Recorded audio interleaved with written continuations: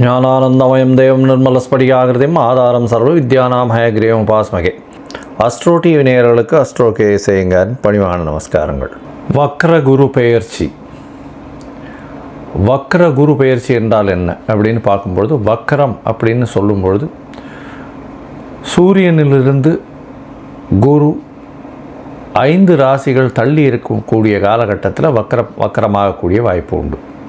இதில் என்ன அப்படின்னா, பொதுவாகவே எல்லா கிரகங்களும் வக்கரமாகும், ராகு கேது சூரியன் சந்திரனை தவிர. மிச்சம் இருக்கக்கூடிய கிரகம்னு சொல்லக்கூடியது பார்த்தேலையானால் மிச்சம் 5 கிரகங்கள் சூரியன், சனி, புதன், சுக்கிரன், செவ்வாய், இந்த 5 கிரகங்களும் வக்கரமடையும்.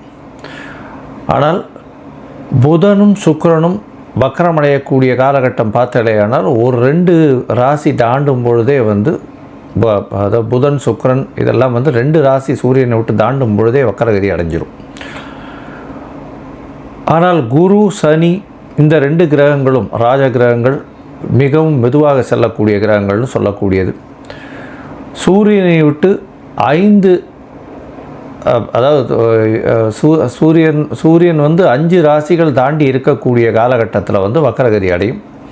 அதற்கு பிறகு 9வது ராசியில் வக்கர நிவர்த்தி அடையும். பொதுவாகவே அப்படி பார்க்கும்பொழுது பார்த்தோம்னா, இந்த வருஷம் புரட்டாசி மாதம், குரோதி வருஷம் புரட்டாசி மாதம் 29ஆம் தேதி செவ்வாய்க்கிழமை அன்னைக்கு, அதாவது 15/10/2024 அன்னைக்கு வக்கரகதி குரு பகவான் அடைகிறார். சூரியனுடைய ஒளியை விட்டு ரொம்பவும் தூரம் போகிற மாதிரி இருக்கும். அது தவிர பார்த்தீங்களேனால் உங்களுடைய பொதுவாகவே குரு பகவான் வக்கர நிவர்த்தி பெறுறது அப்படின்னு பார்க்கும்பொழுது தை மாதம் 29ஆம் தேதி, அதாவது 11/2/2025 அந்த காலகட்டத்தில் வக்கர நிவர்த்தி அடைகிறார். சரி, குரு பகவானை பொறுத்தவரையிலும் அப்படின்னு பார்த்தாலேயானால் ஒரு ராசியை விட்டு அடுத்த ராசி போகிறதுக்கு கிட்டத்தட்ட 12லிருந்து 13 மாதம், கிட்டத்தட்ட 30-35 நாட்கள் ஒரு நட்சத்திர பாதத்தை அவர் கடப்பார். ஒரு நட்சத்திர பாதத்தை கடக்கணும்னா ஒரு கிட்டத்தட்ட பார்த்தோம்னா ஒரு 35லேருந்து 40 நாள் ஆகும். இவர் ஒரு ராசியிலிருந்து அடுத்த ராசிக்கு போகிறார் அப்படின்னு சொல்லும்பொழுது மினிமம் 12 மாதங்கள் இல்லைன்னா ஒரு வருஷத்துலேருந்து 13 மாதம் வரலும் ஆகும். இப்போ வக்கரகதியில் பார்த்தீங்கன்னா 120 நாள் வக்கரகதியில் இருக்கார். எப்போன்னா, அதாவது 15/10/2024 11/2/2025 வரை இருக்கக்கூடிய காலகட்டத்தில் வக்கரகதி அடைகிறார். இந்த வக்கரகதியில் பார்த்தீங்கன்னா மிருகசீரிஷம் 2ஆம் பாதத்திலிருந்து ரோகிணி 3ஆம் பாதம் வரலும் வரார். அதற்கப்புறம் வக்கர நிவர்த்தி ஆகிடுறது. சரி, இப்போ வக்கரம் ஆகும்பொழுது என்னென்ன பலன்களை கொடுப்பார் அப்படின்றத பார்க்கலாம். வக்கரம் ஆறுது அப்படின்னா என்ன அப்படின்னு பார்க்கும்பொழுது, பின்னோக்கி செல்லக்கூடியதாக தெரியுமே தவிர பின்னோக்கி எந்த கிரகமும் செல்லாது. ராகு கேதுவை தவிர எந்த கிரகங்களும் பின்னோக்கி செல்லாது. அதாவது சூரியனுக்கும் குருவுக்கும் உண்டான இடைவெளி அதிகமாக இருக்கக்கூடிய காலகட்டம். அதனால் பின்னோக்கி செல்வதை போல தெரியும். அதாவது 2 ட்ரெயின் பேரலாக போகும்போது ஒரு ட்ரெயினை விட நம்ம போயிட்டுருக்கிற ட்ரெயின் பின்னாடி போகிற மாதிரி இருக்கும். ரெண்டுமே ஈக்குவல் டிஸ்டன்ஸில் ஈக்குவல் ஸ்பீடில் அதனுடைய ஆர்பிட்லேயே போயின்னு இருக்கும்.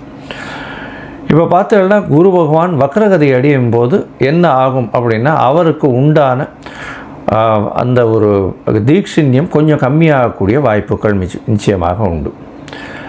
அதன் மூலியமாக அதாவது சுபகிரகமான குரு பகவான், அதாவது அதீத சுபர்னு சொல்லக்கூடியவர், அதாவது கிரகங்களிலேயே முதல் சுபர்னு சொல்லக்கூடியவர் குரு பகவான். எந்த இடத்தில் இருந்தாலும் அவர் கெடுதலை செய்ய மாட்டார்.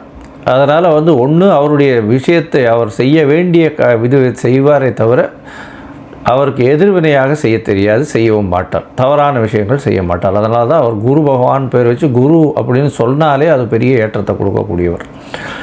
சரி, இந்த குரு பகவான் இருக்கக்கூடிய இடம் இருக்கக்கூடிய இடத்தை விட பார்க்கக்கூடிய இடம் அதிகமாக வலுப்பெறும். தனித்த குரு, தனித்த அந்தணன் பாழ்னு சொல்லுவாங்க. தனித்த குரு இருந்ததுன்னா ரொம்ப அனலைஸ் பண்ணி அந்த இடத்துக்கு எடுத்துரும். அதனால் தனித்த குருவாக இருக்கிறதை விட அது பார்க்கக்கூடிய இடம், அதை தவிர அத்தோடு சேர்ந்த கிரகங்கள், அதை பார்க்கக்கூடிய கிரகங்கள் நல்லபடியாக இருந்ததுன்னா பெரிய ஏற்றம் கிடைக்கக்கூடிய காலகட்டம். சரி, இப்போ வக்கர குருவாக இருக்கே, இப்போ எப்படி இருக்கும் அப்படின்னா, வக்கர குருவாக இருக்கும்பொழுது என்னென்ன சுப பலன்கள் கொடுக்கணுமோ அந்த சுப பலன்களை கொடுக்காமல் நிறுத்துவார். இதன் மூலியமாக சுபங்கள் வரக்கூடியது அப்படின்னு பார்க்கக்கூடிய காலகட்டத்தில் சிறு தடங்கள் ஏற்படக்கூடிய காலகட்டமாக அமையும். இப்போ ஏற்கனவே சிறு தடங்களில் இருக்கிறவர்களுக்கெல்லாம் வந்து ஒரு நல்ல நேரமாக மாற்றமாக அமையும். அதாவது அப்படியே மாற்றி செய்யும். அதுதான் வந்து வக்கரகதியினுடைய ஒரு பெரிய நிமித்தமே. இப்போ வக்கரகதியில் இருக்கும் பொழுது என்ன அப்படின்னு பார்த்தோம்னா, சூரியனுடைய சமசப்தம பார்வையில் குரு வக்கரகதியில் இருக்கும் பொழுது அந்த காலகட்டத்தில் பார்த்தேன்னா சிவராஜ யோகம்னு சொல்லக்கூடியது அமையிறது. இந்த சிவராஜ யோகம் அமையிறதுனால என்ன அப்படின்னா, நினைத்த காரியங்கள் எல்லாமே நிச்சயமாக வெற்றி பெறக்கூடிய வாய்ப்பு உண்டு. இது எப்போ அமையும் அப்படின்னா, சூரியன் விருச்சிகத்தில் வரும்போது இந்த வருஷம் வந்து குருவும் வந்து ரிஷபத்தில் இருக்கார். விருச்சிகம்னா கார்த்திகை மாதத்தில் சூரியன் வரும்போது சிவராஜ யோகம் அமையிறது. இதன் மூலியமாக பார்த்தோம்னா நல்ல ஒரு ஏற்றம் கிடைக்கக்கூடிய காலகட்டமாக அமையும். அது எந்தெந்த ராசிக்கு அப்படின்றத ஒன்றொன்னா பார்க்கலாம். இப்போ வந்து பொதுவாகவே இந்த மிருகசீரிஷம் 2ஆம் பாதத்திலிருந்து ரோகிணி 3ஆம் பாதம் இது எல்லாமே ஒரே ராசியிலே இருக்குது. சரி, ஒரே ராசியிலே இருக்கிறதுனால வந்து இது ஒரு பெரிய மாற்றத்தை எப்படி கொடுக்கும் அப்படின்னா, வக்கரகதியில் இருக்கும்பொழுது அதனுடைய பாதங்கள் மாறுறதுனால ஒரு மாதத்துக்கு ஒரு தரம் வந்து நவாம்சத்தில் அது பாதங்கள் மாறும். மிருகசீரிஷம் 2ஆம் பாதம்னா கன்னியில் வரும். அதற்கு பிறகு 1ஆம் பாதம்னு சொல்லும்போது சிம்மத்தில் வரும். அதற்கு பிறகு ரோகிணி 4ஆம் பாதம் அப்படின்னு சொல்லக்கூடியது வந்து கடகத்திலையும், 3ஆம் பாதம்னு சொல்லக்கூடியது மிதுனத்திலையும் வரும். ஸோ இதனால் என்ன ஆகும் அப்படின்னா, அந்த நவாம்சத்தில் இருக்கக்கூடிய இடத்த வச்சு அதனுடைய பலன்களும் மாறும், பார்வைகளும் மாறும். இதனால் வந்து என்ன ஆகும் அப்படின்னா, உங்களுக்கு வரக்கூடிய பிரச்சனைகள் ஒரு மாதமோ 1.5 மாதமோ தான் இருக்கக்கூடிய வாய்ப்பு இருக்கும். ஏன்னா கன்னியிலிருந்து சூரிய பகவான் புரட்டாசி 29ஆம் தேதினா 30ஆம் தேதிக்கு மேலே அவர் வந்து துலாத்துக்கு போடுவார். துலாம், விருச்சிகம், தனுசு இதுக்கு போகிறாருன்னு வச்சுக்கோங்க. மார்கழி முடிஞ்சு அதுக்கப்புறம் வந்து தை மாதம் 29 தேதி அப்படின்னும் போது மகர ராசிக்கு போய் 29 தேதிக்கு போகிறார். இந்த 4 மாதம்னு சொல்லக்கூடியது 120 நாளை தான் வந்து பொதுவாகவே இந்த வக்கரகதி அடையிறது. சரி, குரு அப்படின்னு சொல்லும்போது அவர் வந்து காரகத்துவம் அப்படின்னு சொல்லுவோமே. ஆனால் குரு பகவானுக்கு உண்டான காரகத்துவம் புத்திர காரகன். அவர் வந்து தன காரகன். அதை தவிர வந்து தொழிலுக்கு முக்கியமானவர். லாபத்தை ஈட்டி கொடுக்கணும் அப்படின்னா குரு தான் மிகவும் முக்கியமானவர். தொழிலில் மாற்றங்கள் வரணும் அப்படின்னா குரு மிகவும் முக்கியமானவர். அதனால் வந்து குரு வக்கரகதி அடையும் போது இந்த 4 ஏரியாவும் பாதிக்கப்படும். அதாவது புத்திர காரகத்துவமும், திருமணத்திற்கு பாக்கியத்தையும், அது தவிர தன காரகத்துவமும், அது தவிர பார்த்தீங்களேனால் அவருடைய தொழில் ஸ்தானத்தையும், அது தவிர காரகம்னு சொல்லக்கூடியது லாபஸ்தானத்தையும் காரகத்தையும் சொல்கிறது. இந்த 4 விஷயங்களும் பிரச்சனைகளுக்கு உண்டாகும். சரி, இப்படி பிரச்சனை வரும்போது என்ன பண்ணலாம், எளிய பரிகாரம் என்ன பண்ணலாம் அப்படின்னா, குரு பகவானுக்கு உண்டான தட்சிணாமூர்த்தியை போய் சேவிச்சுட்டு வர்றது. சரி, அதற்கப்புறம் வந்து அவருக்கு ஒரு மஞ்சள் கலர் வஸ்திரம் அங்கே போய் கொடுத்துட்டு வர்றது. அதை தவிர வந்து படிக்கக்கூடிய சிறார்கள், சின்ன குழந்தைங்க, படிக்கக்கூடிய மாணவர்கள் அவர்களுக்கு எழுது பொருட்கள் இல்லைன்னா அவர்களுக்கு உண்டான படிப்பு பொருட்கள் பொருட்களாக வாங்கி கொடுக்கறது, பைசாவாக கொடுக்காம. அதை தவிர பார்த்தீங்கன்னா மஞ்சள் வஸ்திரம் தானம் கொடுக்கறது. குருவுக்கு உண்டானது இந்த அரச மரம்னு சொல்லுவோம். இந்த அரச மரம் அப்படின்னு சொல்லக்கூடியதும் முல்லை செடி இல்லை கொடி அது சொல்கிறோம் இல்லையா, அது வந்து அருகில் இருக்கக்கூடிய கோவில்லையோ இல்லை வந்து முல்லை செடி கொடியெல்லாம் வந்து ஆற்றுலையே வைக்கக்கூடியதாக இருக்கலாம். இதெல்லாம் வந்து நல்ல ஏற்றத்தை கொடுக்கும்.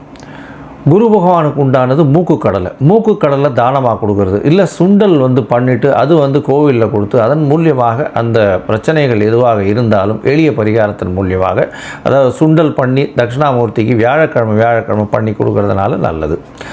இல்லையா, வியாழக்கிழமை அன்னைக்கு அதிகாலை எழுந்து, அதாவது 6லிருந்து 7, அதாவது 6 மணிக்கு சூரியனுடைய உதயம்னு சொன்னோமே. ஆனால் வியாழக்கிழமை அன்னைக்கு குரு ஹோரையாக இருக்கும். முதல் 1 மணி நேரம் அந்த ஹோரையில் நெய்யில் வந்து விளக்கு குரு பகவானுக்கு போடுறதன் மூலியமாக, தட்சிணாமூர்த்திக்கு போடுறதன் மூலியமாக உங்களுக்கு எந்த பிரச்சனைகளும் இல்லாமல் இருக்கும்.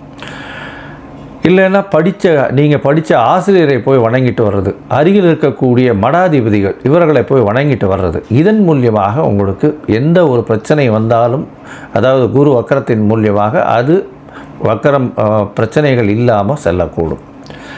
அதுவும் பண்ண முடியல அப்படின்னா மிகவும் எளிய பரிகாரம் அப்படின்னு சொல்லக்கூடியது வந்து பார்த்தீங்களேயானால் காயத்ரி மந்திரம்.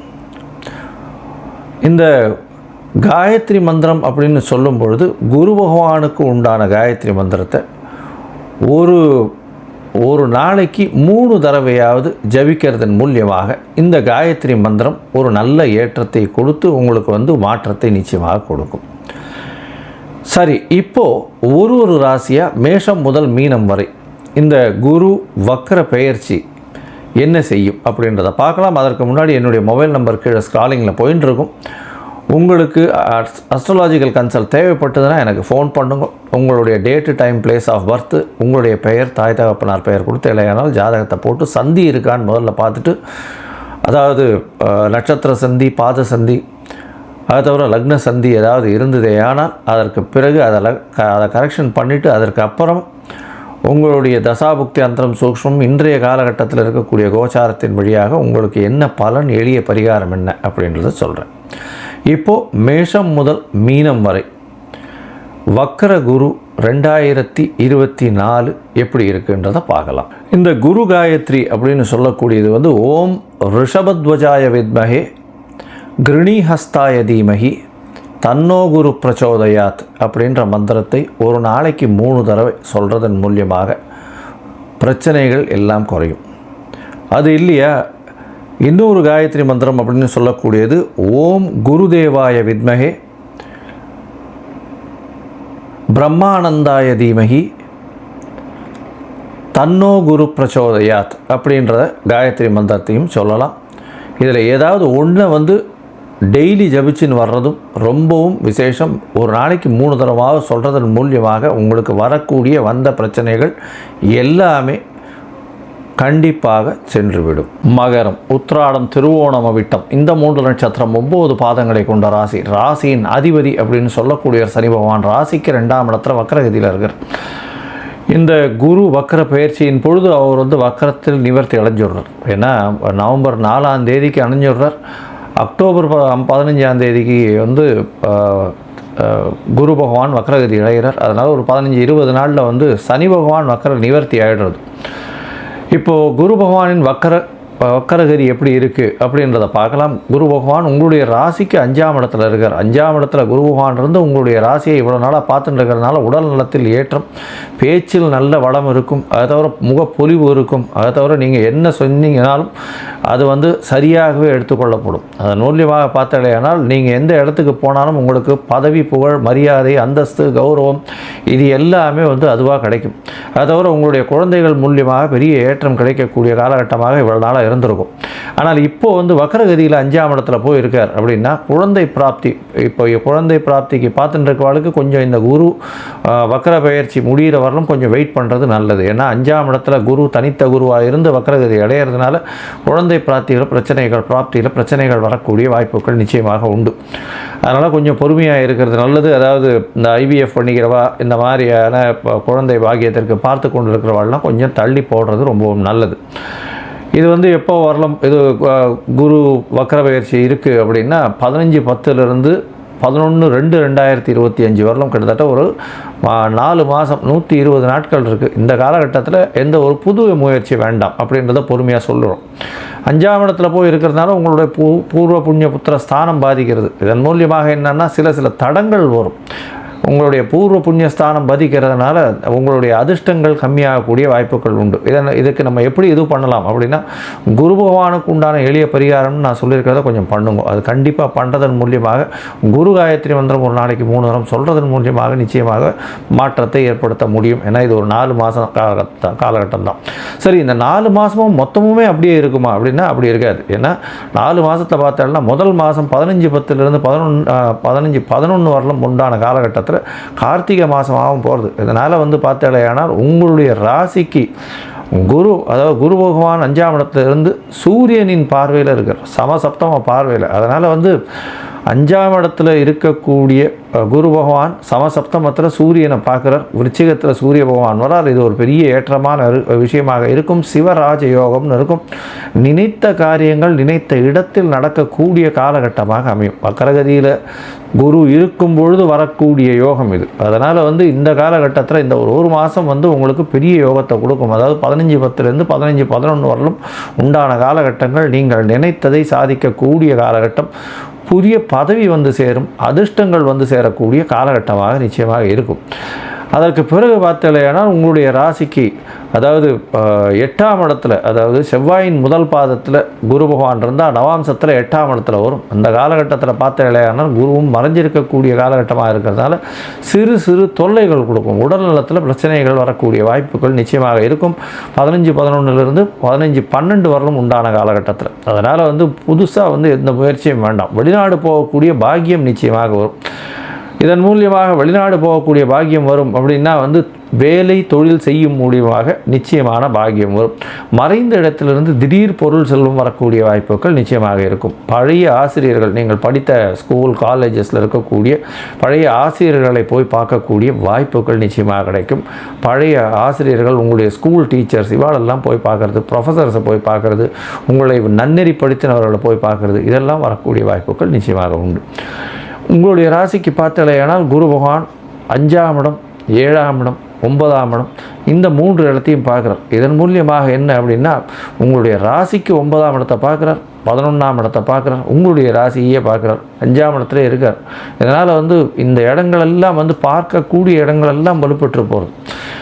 இந்த இடத்துல பார்த்தீங்கன்னா உங்களுடைய ராசிக்கு 9ஆம் இடத்தை குரு பகவான் வக்கர கதியில் பார்க்கறதுனால தந்தையின் உடல் நலத்தில் சற்று பின்னடைவு ஏற்படக்கூடிய வாய்ப்புகள் நிச்சயமாக உண்டு. வெளிநாடு வெளியூர் போகணும் படிக்கிறதுக்குன்னும் பொழுது அது வந்து கொஞ்சம் செட்பேக் இருக்கக்கூடிய வாய்ப்பு. ஏன்னா வெளிநாட்டில் போய் இந்த யூனிவர்சிட்டிலேயே படிக்கணும்னு நினச்சிட்டு இருக்கவாளுக்கு அது ஒரு செட்பேக் இருக்கக்கூடிய காலகட்டமாக அமையும். அது கிடைக்கக்கூடிய வாய்ப்புகள் கொஞ்சம் கம்மியாகவே இருக்கும். பிப்ரவரி மாதம் வரலும் அது கிடைக்கிறது கஷ்டம். அதனால் கொஞ்சம் பொறுமையாக இருக்கிறது நல்லது. அடுத்தது இந்த பேங்க்கில் லோனுக்கு எதிர்பார்த்துன்னு இருப்பீங்க, அதெல்லாம் கொஞ்சம் தடைபடக்கூடிய வாய்ப்புகள் உண்டு. புதுசாக வீடு வாகனங்களுக்குன்னு வந்து வீடு மனை இதுக்கு வந்து லேண்டுக்கு வந்து வாங்கிறதுக்குன்னு இது பார்த்துன்னு இருப்பீங்க லோனுக்கு, அது கொஞ்சம் இழுத்தடிக்கக்கூடிய வாய்ப்புகள் நிச்சயமாக இருக்கும். மற்றபடி பார்த்தலையானால் இந்த மகர ராசிக்காரர்களுக்கு நல்ல ஒரு ஏற்றமான காலம் இருந்தாலும் சிறு சிறு பிரச்சனைகள் தடைகள் வரும். அதனால் நீங்கள் என்ன பண்ணுவோம், சிவகங்கை பக்கத்தில் இருக்கக்கூடிய பட்டமங்கலம்ன்ற ஊரில் இருக்கக்கூடிய தட்சிணாமூர்த்தி பெருமாளை போய் தட்சிணாமூர்த்தியை போய் சேவிச்சுட்டு வாங்கும். நல்ல ஒரு ஏற்றம் உங்களுடைய வாழ்வில் நிச்சயமாக மலரும்.